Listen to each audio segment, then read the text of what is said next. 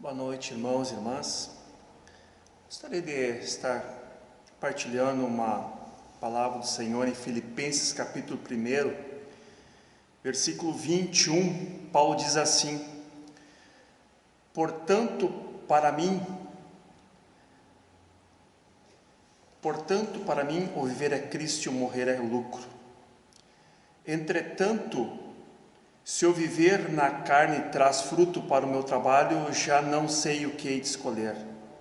Ora, de um lado ou de outro, estou constrangido, tendo o desejo de partir e estar com Cristo, que é incomparavelmente melhor. Mas por vossa causa é mais necessário permanecer na carne. E convencido disso, sou certo de que ficarei e permanecerei com todos vós para o vosso progresso e gozo da fé, a fim de que aumente quanto a mim o motivo de vos gloriardes em Cristo Jesus, pela minha presença de novo convosco. Irmãos, é interessante quando Paulo, ele, nas suas cartas, ele sempre deixa claro, todos os momentos, o desejo dele de partir. Alguém poderia, de maneira até, vamos dizer assim, sem ter a noção bíblica de quem era Paulo, chamaria ele de um possível suicida, porque Paulo sempre se refere em estar em Cristo Jesus. Paulo tem sempre no seu coração esse desejo, esse anseio de estar com Cristo. O que ele diz que é incomparavelmente melhor. Entretanto, o que a gente pode observar aqui é um zelo, é um cuidado pastoral, o cuidado deste homem de Deus que ele tem para com a sua igreja. Paulo quer estimular, Paulo quer incutir no coração dos seus ouvintes, no coração da igreja, de que ela deve estar sempre preparada, ela tem que ter sempre essa ambição de estar em Cristo Jesus. Claro, nós temos os nossos entes queridos aqui, nós temos a nossa família, os nossos filhos, a nossa parentela, os nossos cônjuges. Tem algo maravilhoso do que estar em família, e nós estamos nesse momento todo especial de isolamento, um momento em que nós devemos estar afastados. Mas por um lado é muito interessante, porque nós estamos junto das nossas famílias. É um momento singular da igreja. Enquanto os crimes têm diminuído, é constatação, a Secretaria do Estado, nessa semana, a Secretaria de Segurança, através do seu secretário e vice-governador do Estado, ele constatou nessa semana, através dos gráficos dos últimos anos, que todos os tipos de crimes caíram, com exceção de um crime, lamentavelmente até aumentou e muito, que é o crime de feminicídio. Ou seja, homens, companheiros, esposos, que estão nesse momento nas suas casas, com as suas companheiras, com as suas esposas, eles têm aproveitado esse momento, que era para estar em família, em harmonia, em paz, aproveitando para estarem maltratando as suas companheiras, as suas esposas. Um péssimo exemplo, coisa que até o próprio secretário agora já disse que estão formatando algumas estratégias para ver se diminui esse crime. Mas retomando, é um momento especial para estarmos com nossos familiares, com nossos entes queridos, o que é algo maravilhoso. Estarmos em casa, tendo um tempo a sós com eles, sem se preocupar com outras coisas. Mas é claro, irmãos, que juntamente com esse isolamento, nós sabemos, há uma crise econômica, há uma crise existencial muito grande hoje no ser humano, na sociedade. Antes mesmo desse vírus, antes mesmo dessa pandemia, a sociedade é uma sociedade extremamente vazia, é uma sociedade enferma, é uma sociedade cansada, desesperada, que tenta, irmão, de alguma maneira encontrar a paz interior no seu coração, seja através da correria, seja através da bebida, das drogas, dos prazeres que o mundo oferece. O homem, o ser humano, ele tenta preencher esse vazio, mas esse vazio, nós como homens e mulheres de Deus, que tivemos um dia uma experiência, quem sabe lá atrás nós também tínhamos esse vazio, e nós sabemos quem foi que preencheu esse vazio hoje, quem foi que preencheu o meu coração, o seu coração. Paulo era um homem depravado, um perseguidor da igreja, um judeu, um fanático, um fundamentalista judeu, que perseguia o povo do Senhor, mas dentro de si, ele era um religioso, ele aparentava uma espiritualidade, uma religiosidade, mas ele era vazio, porque a religião, irmãos, e isso nós precisamos ter o contato, precisamos ter o cuidado, para que a religião não venha mascarar o nosso ser, homem, mulher de Deus. O nosso homem, o nosso ser espiritual não pode estar mascarado pela religiosidade, pela falsa espiritualidade. Nós precisamos reconhecer, sim, de que nós somos homens e mulheres de Deus, que há dentro de nós o Espírito Santo, ou seja, Deus dentro de nós. Isso eu não estou dizendo que nós somos Deus ou semideus, nada disso, irmãos, essa heresia não compete a nós. O que eu digo é que, de alguma maneira, Deus está dentro de mim, está dentro de você, através do Espírito Santo, porque Paulo, esse mesmo homem aqui, diz que nós somos o templo do Espírito Santo.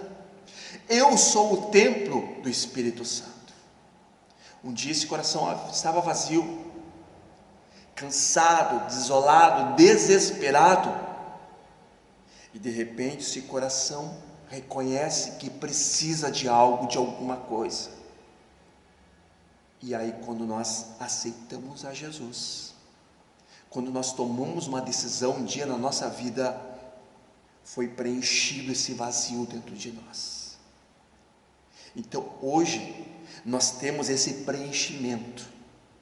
Agora nós não podemos nos pensarmos que não precisamos fazer mais nada, pelo contrário, nós temos que a cada dia renovar essa atuação do Espírito Santo dentro de mim, dentro de você, seja através de um zelo, de uma meditação, de uma oração, de um momento de elevo, de um diálogo simples com Deus no nosso quarto, onde quer que estejamos. Nós precisamos reativar isso, nós precisamos alimentar isso, e isso que precisa ser brotado lá do fundo do meu coração, do seu coração.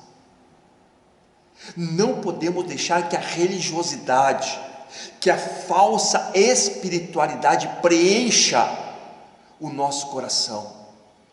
Paulo pensava que tinha um coração alegre, feliz, mas na verdade Paulo era um religioso, e a religião não preenche o coração do ser humano.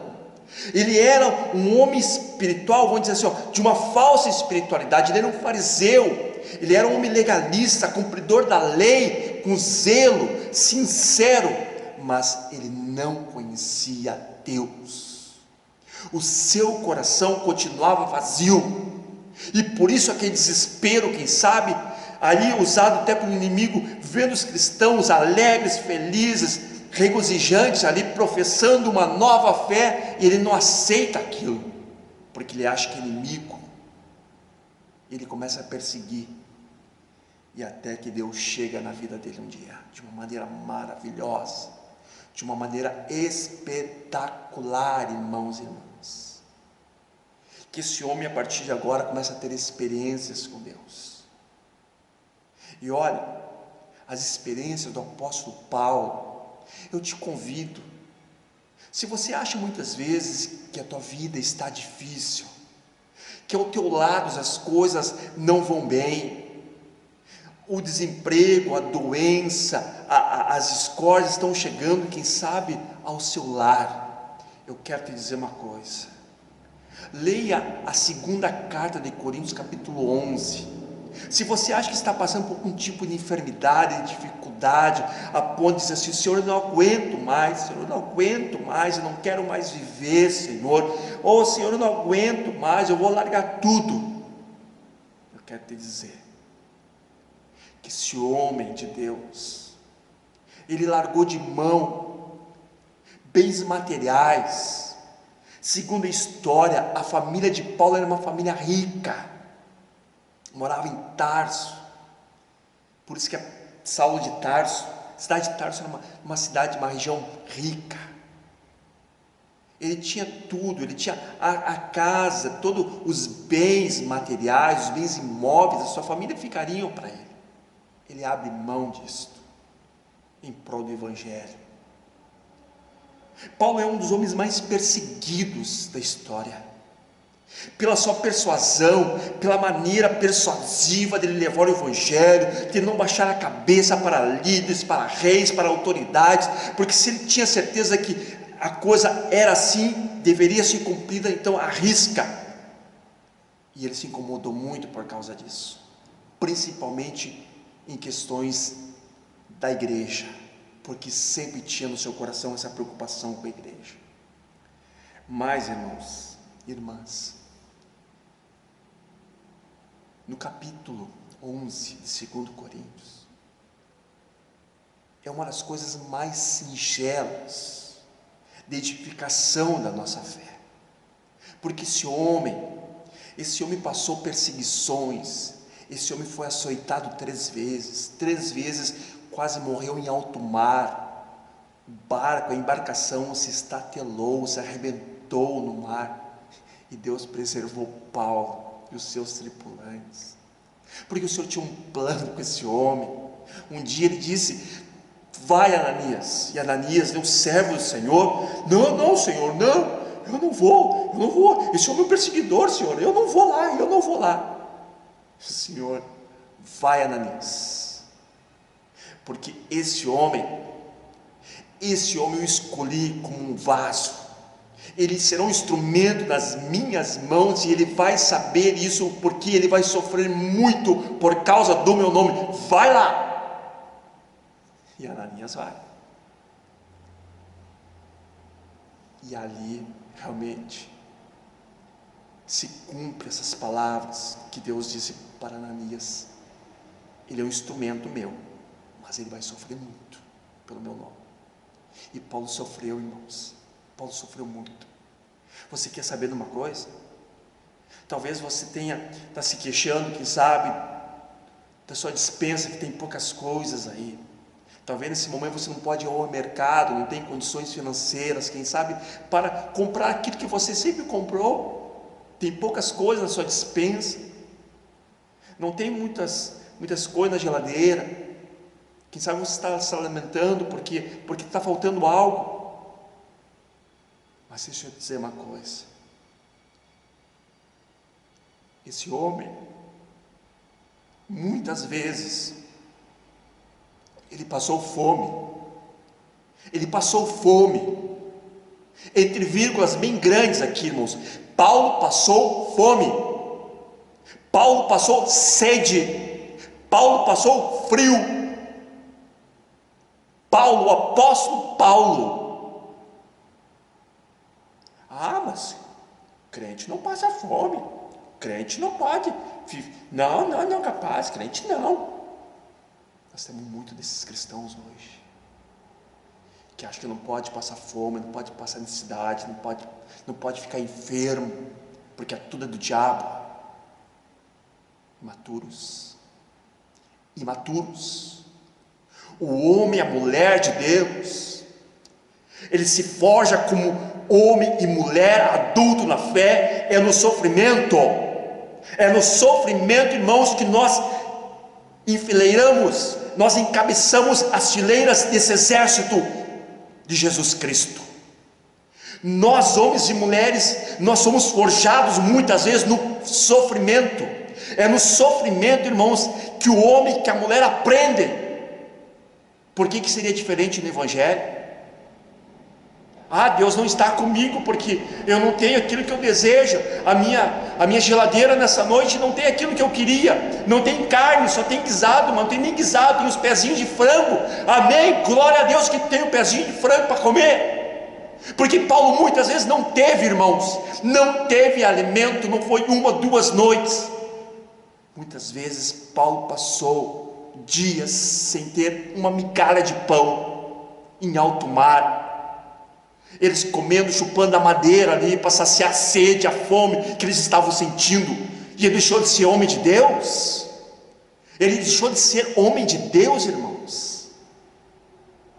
Por isso, precisamos ter esse cuidado nos nossos dias. Nós precisamos ter esse cuidado dessa liderança, irmãos, né? Que sempre bem vestidinha, sempre passando uma áurea de homens poderosos, de homens que não sofrem, que não adoecem. Cuidado. Super crentes na igreja de Cristo não existe. Super crentes, super cristãs na igreja de Jesus Cristo, o ressurreto do apóstolo Paulo, não existe. Pode existir em outras religiões, em outras igrejas, mas a igreja de Cristo, aquela igreja que não tem nome, que não tem cor, que não tem gênero, que não tem status quo, essa igreja que é o corpo vivo de Cristo, cuja cabeça é Jesus Cristo, nosso Salvador, nós sofremos, nós padeceremos, talvez passaremos fome, talvez passaremos sede, todavia o Senhor estará conosco em todos esses momentos,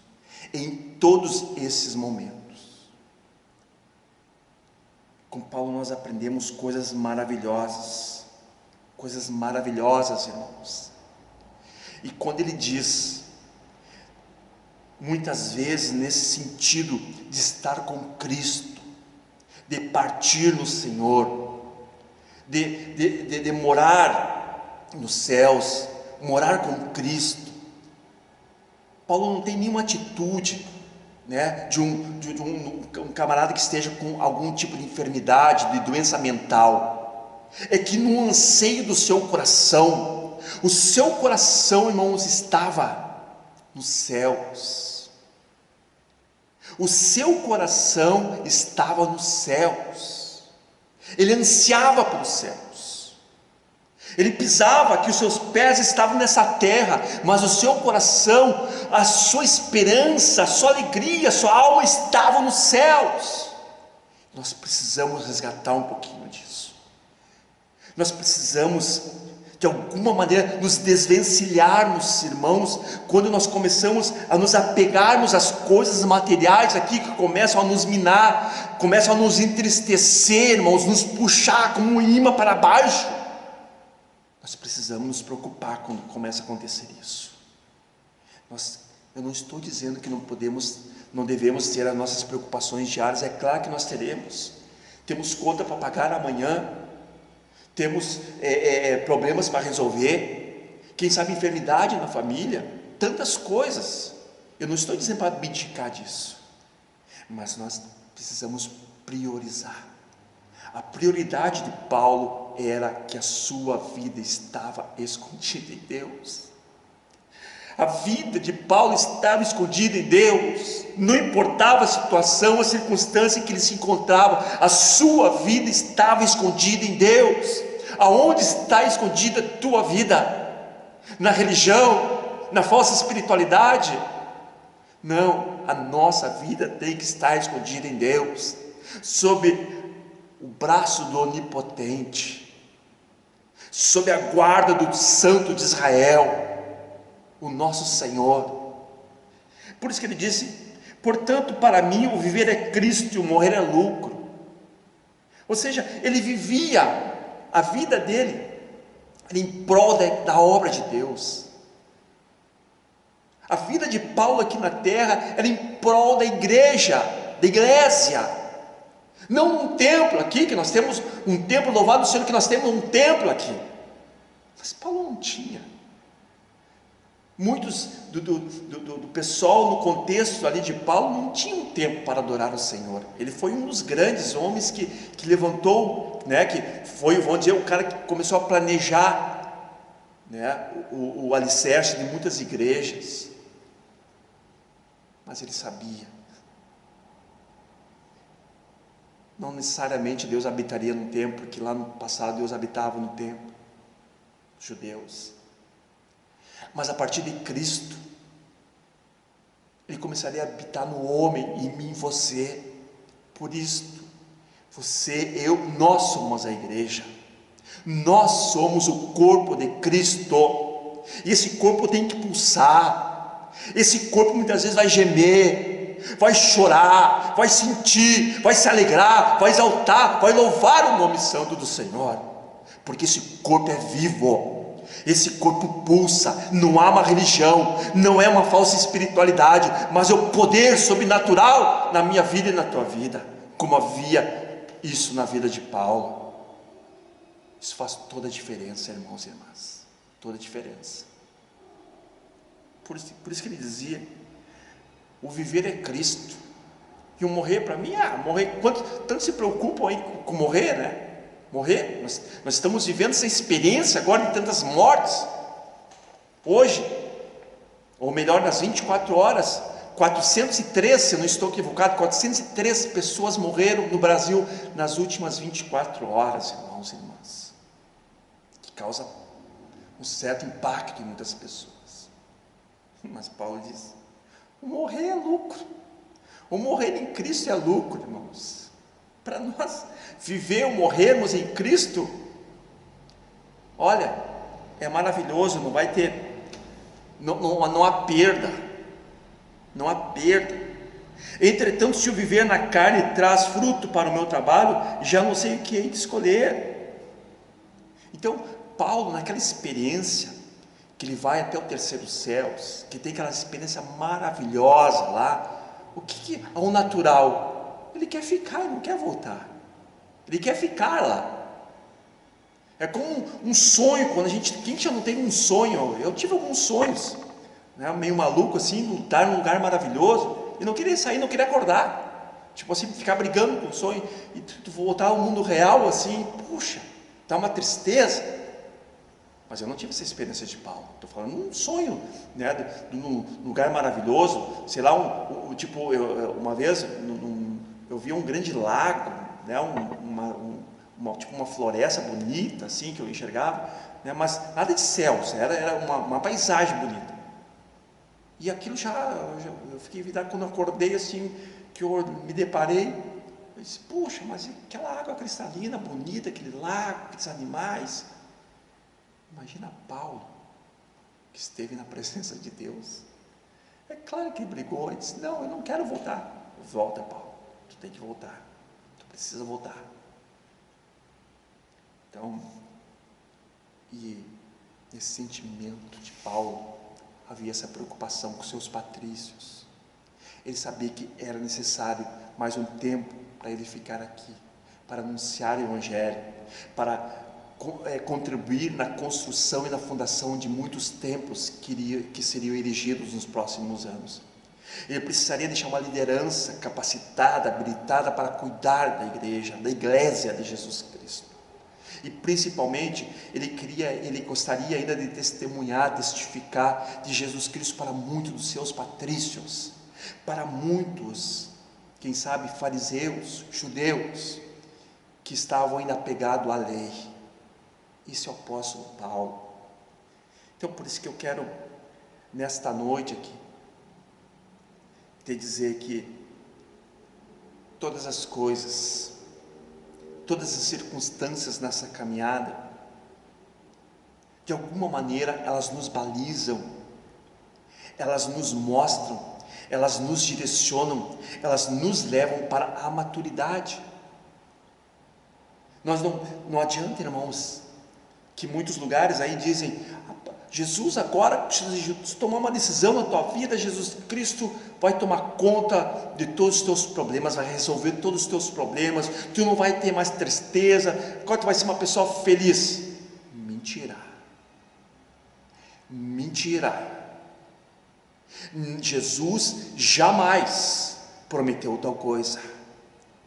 Ele disse: no mundo tereis aflições, ou seja, aflições, você será afligido, você sofrerá, você será tentado, você chorará, mas eu te livrarei de todas. Eu te livrarei de todas, eu estarei contigo. Palavra melhor do que essa, irmãos. O sofrimento, as dificuldades do dia a dia fazem parte da contingência do ser humano e do cristão. Tem alguns que aprendem, outros que não aprendem com o sofrimento, e que nós possamos aprender. Fica essa mensagem aqui nesta noite, no nome santo de Jesus Cristo. Ele é conosco. Deus abençoe a você, meu irmão e minha irmã.